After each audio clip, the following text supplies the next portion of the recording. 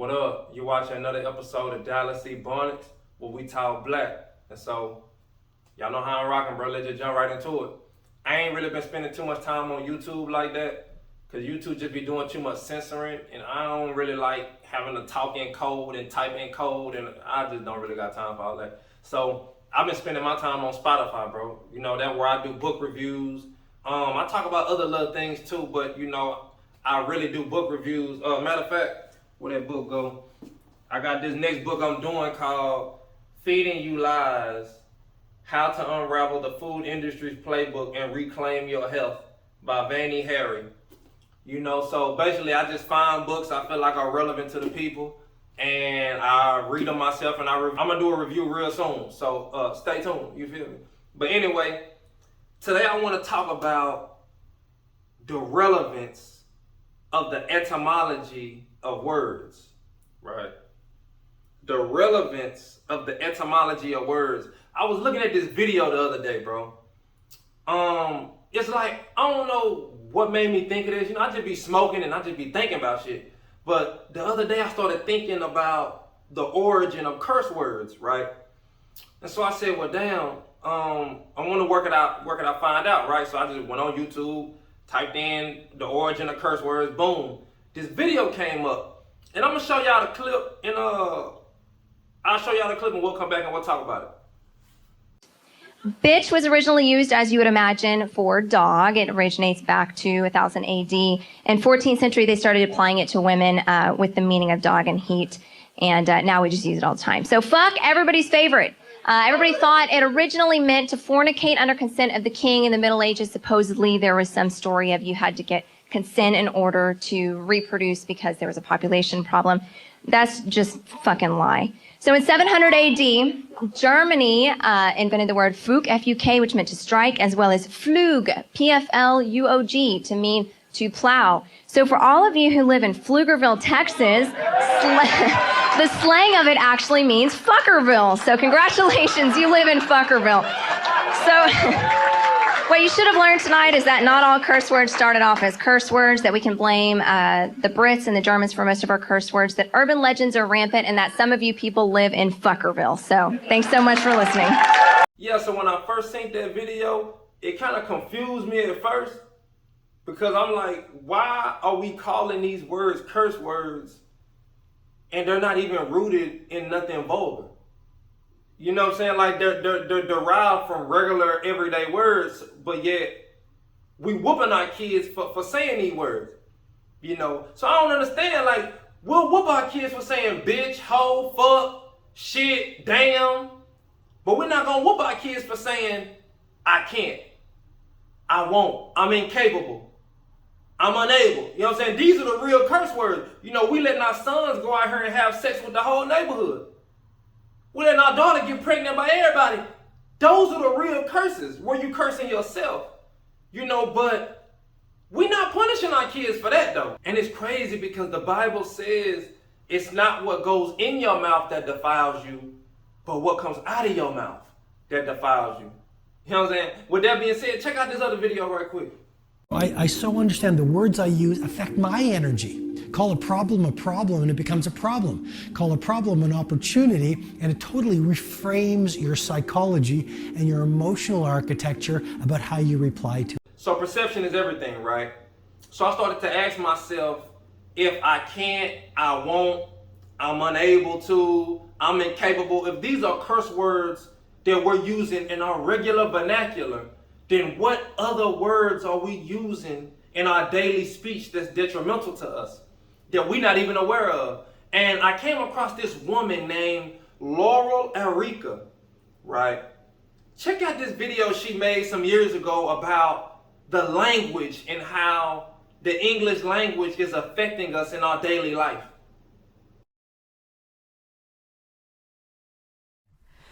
So what do I mean by the secret spells of the English language?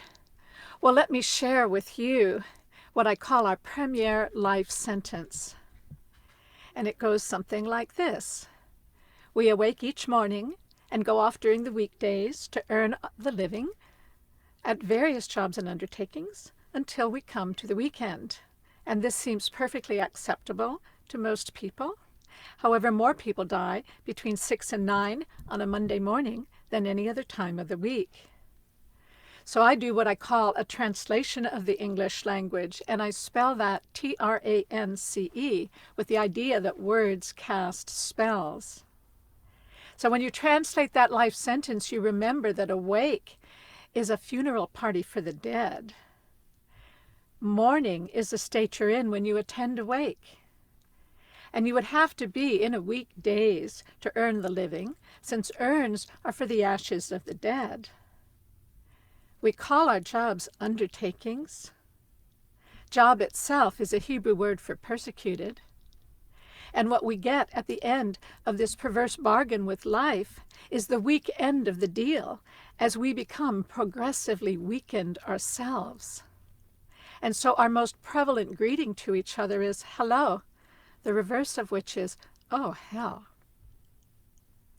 And at first, I suspected the hands of collusion entangling the language to foster illusion. And I think it's quite true that a culture's theology has a great deal to do with the word's etymology and how it evolves over time to combine incompatible meanings that may undermine the original thoughts it was meant to define. In all our efforts to heal our psyche and raise consciousness on the planet, we have all but overlooked the very instrument of conscious thought and communication.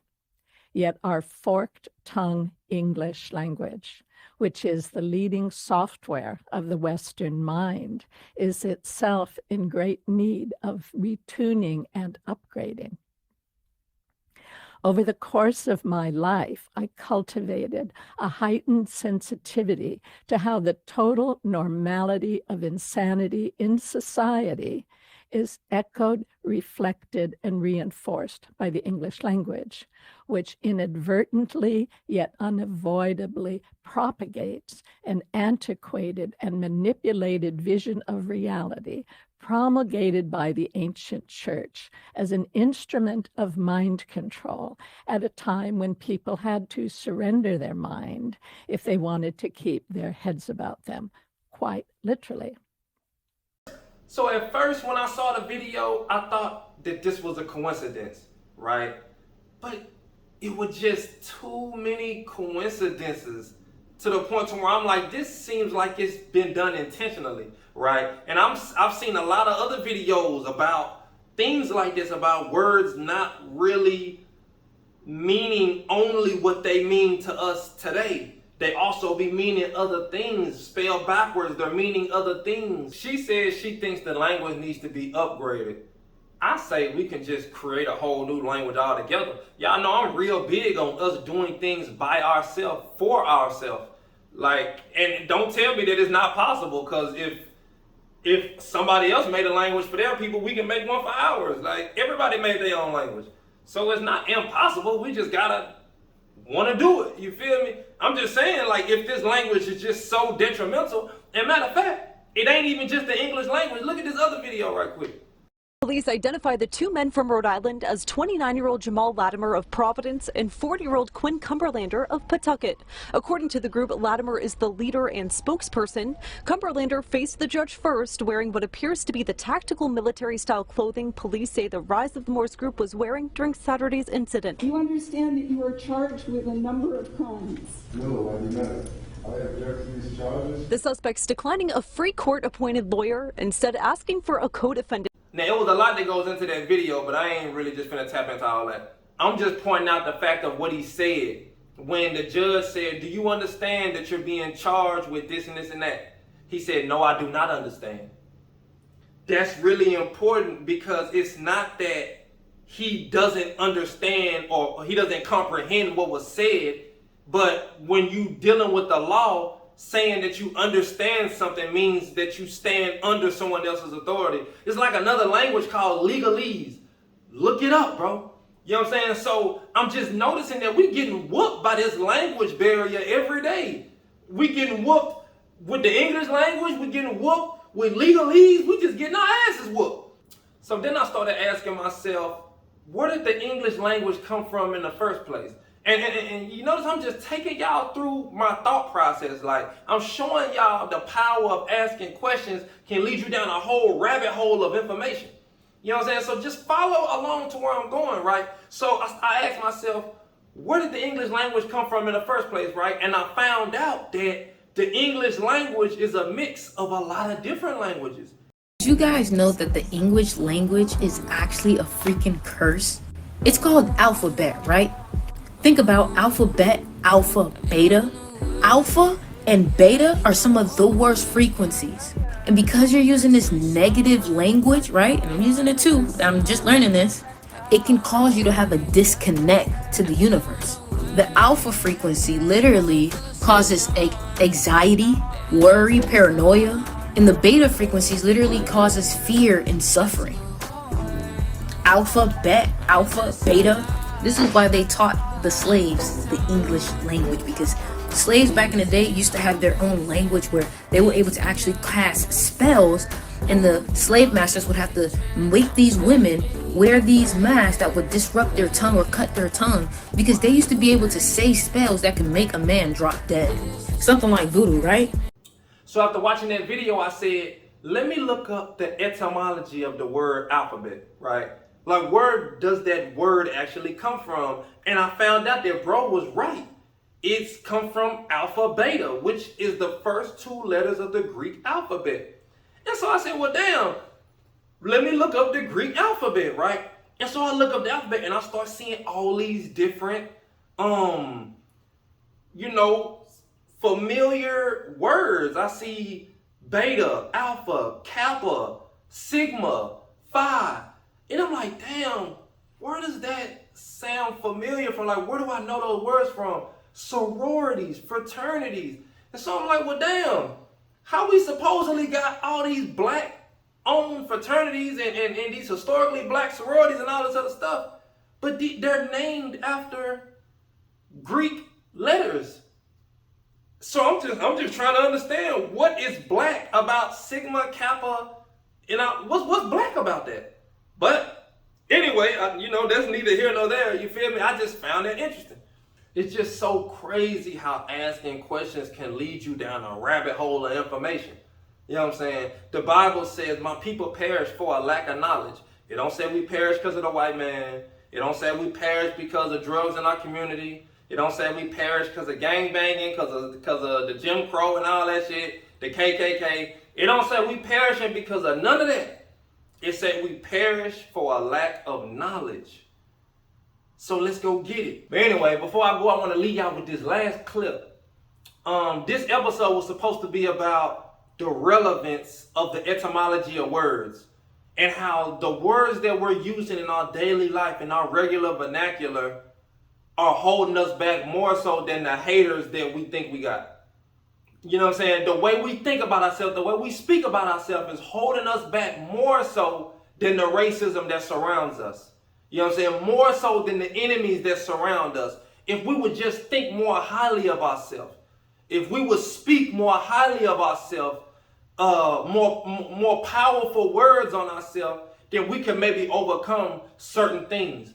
You know what I'm saying? Looking at, like old boy say, looking at a problem as a problem makes it a problem more so than it actually being a problem. You know what I'm saying? Look at a problem as an opportunity and it changes your whole mentality about the thing itself.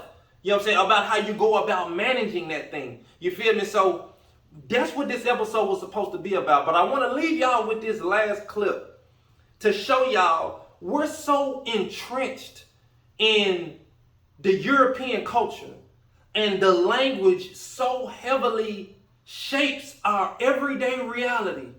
So much so to the point that we don't even know what year it is. This shit crazy. We don't even know. So check out this last video, man.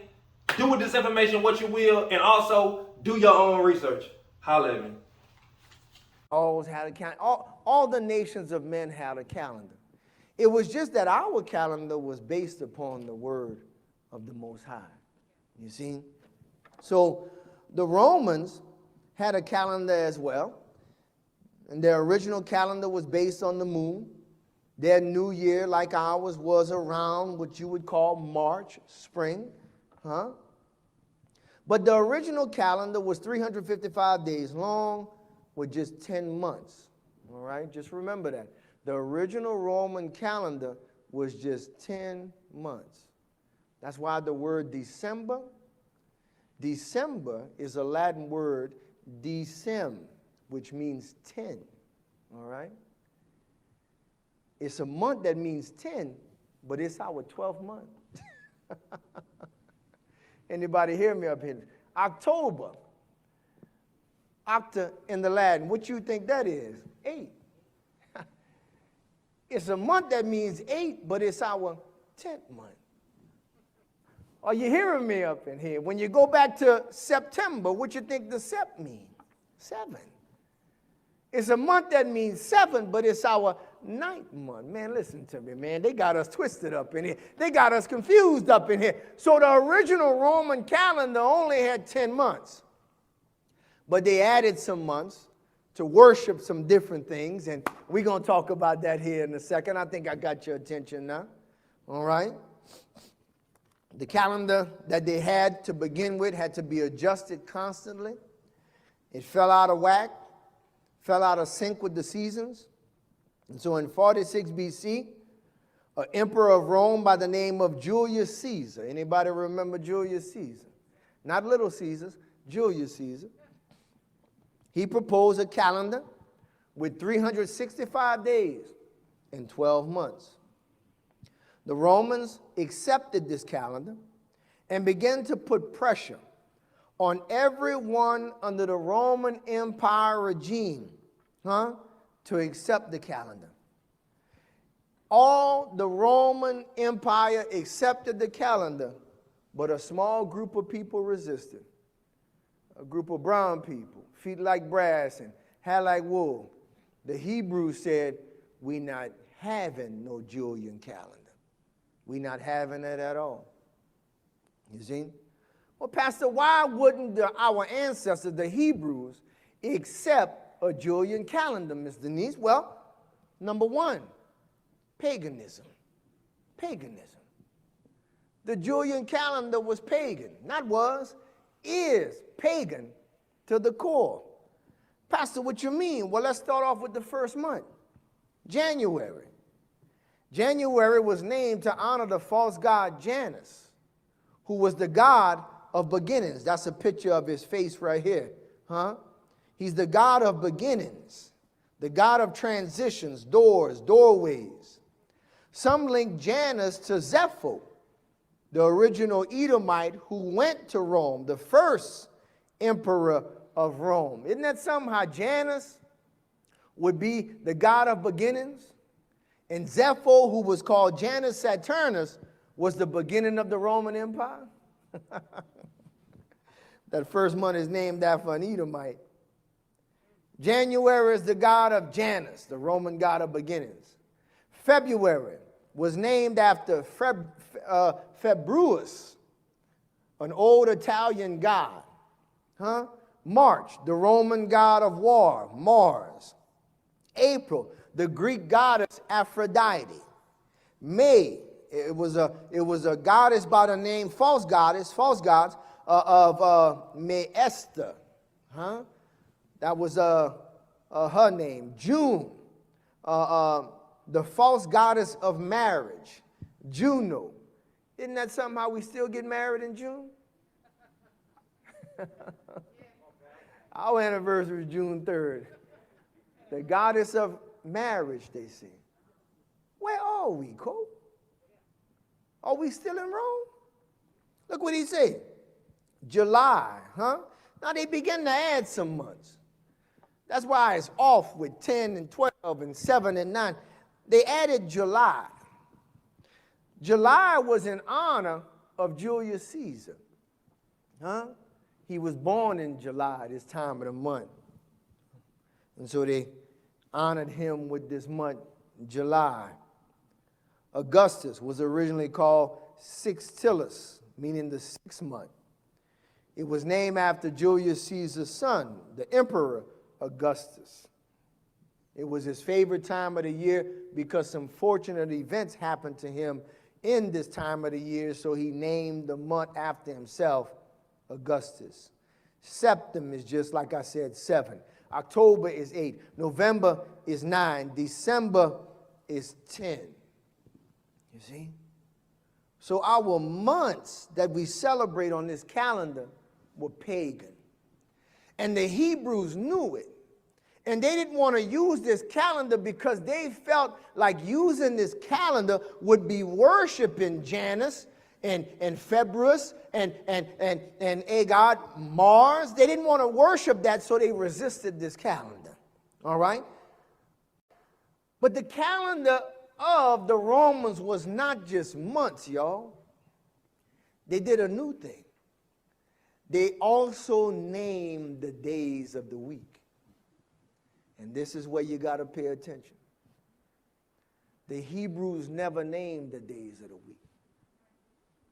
It was no Monday, Tuesday, Wednesday, Thursday. When we go back to Genesis, God never named the days of the week. In Genesis, God said, in the evening and the morning was the first day. In the evening and the morning was the second day. In the evening and the morning was the third day. So you know what the Hebrews called the week? First day, second day, third day. The only real names we had for a day of the week was the Sabbath, Shabbat, which was the day of rest. But the pagans began to name not only the months, they named the days. And this is where it gets deep at. All right? They named the days after what you would call the Norse gods. The Norse gods. The Norsemen were kind of like a Viking-like people. Huh? Any alumni from Northside up here? They were like a Viking-like people. And the Vikings had a set of gods. All right? They did. And I'm going to bring you straight into Marvel movies right here, if y'all just listen to me for a second.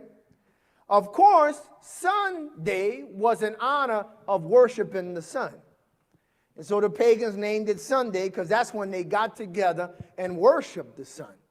The next day was Monday, was to worship the moon. All right? So they worshiped the sun, the moon. All right? Tua, T-U, they would call it. And then they just Tuesday. So they say Tuesday was to worship the god of the sky. All right? It's all pagan. But Wednesday, this is where we get into stuff that y'all wouldn't know. Wednesday was Woden's Day. Woden's Day. All right? Woden's Day. If you drop the W, you will know who Woden is. It's Odin. Odin. These people put these people in our faces on movies, and we don't even know that the days of our week are named after them. Pastor, who's Odin? Well, let me give you a hint. Odin's son, the next day is named after him. Thor's Day. Thor. Odin is Thor's daddy. Wednesday is Odin's day. Thursday is Thor's day. Friday is Freya's day, who's Thor's mama. Yeah, the woman on the movie. So when you look at the movie, just call them Wednesday, Thursday, and Friday. Because that's who your days of your week is named after. Thor, his mama, and his daddy. All right? Well, now Pastor said we can't watch Thor movies no more. I'm not saying that. But just have some understanding and some knowledge that when you say, oh, happy Friday, happy Thursday, just know who you're talking about. You see? You see? This is why the Hebrews couldn't accept the Julian calendar. It was too steeped in paganism. Everything about it was about some Greek gods, some Roman gods, some North European Viking gods. And we knew that that wasn't the Most High. That these people was imagination. You see what I'm saying? Saturday, of course, would be Saturn's day. Who is in other forms and other things would be Kronos, the father of Zeus or Jupiter. And Thor in other particular European religions, Thor is Zeus. He is Jupiter. Because Zeus is the god of thunder, of lightning. You see? And so as you get to these different European religions, all they did was change the name of their god. So Jupiter was Thor, and Thor was, you know what I'm saying? Zeus. And so they just changed the names. All right? And Rome continued to change the names all the way to the pagan saints that they have us praying to when we lose our keys and when we can't find our dog. And y'all ain't ready for that. Y'all ain't ready for that.